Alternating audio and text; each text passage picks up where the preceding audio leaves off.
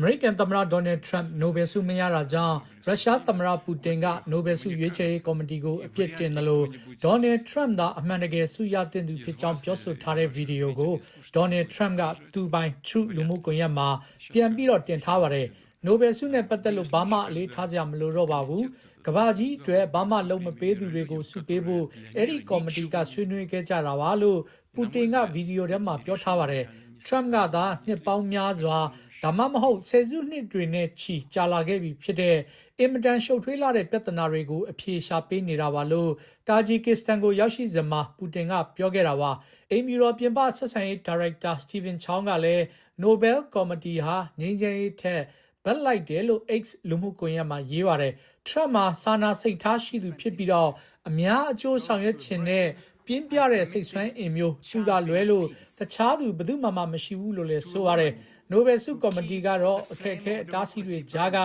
ဒီမိုကရေစီရေးအတွက်အင်တိုက်အားတိုက်ဆောင်ရွက်ခဲ့တဲ့ဗင်နီဇွဲလားအတိုက်ခံခေါင်းဆောင်မာရီယာကိုရီနာမာချာဒိုကိုနိုဘယ်ဆုရှင်အဖြစ်ရွေးချယ်ကြောင်းအောက်တိုဘာ10ရက်နေ့မှာကြေညာပါတယ်။ဗင်နီဇွဲလားလူထုအတွက်တရားမျှတမှုနဲ့ငြိမ်းချမ်းစွာအာဏာရှင်စနစ်ကနေဒီမိုကရေစီလမ်းကြောင်းစီ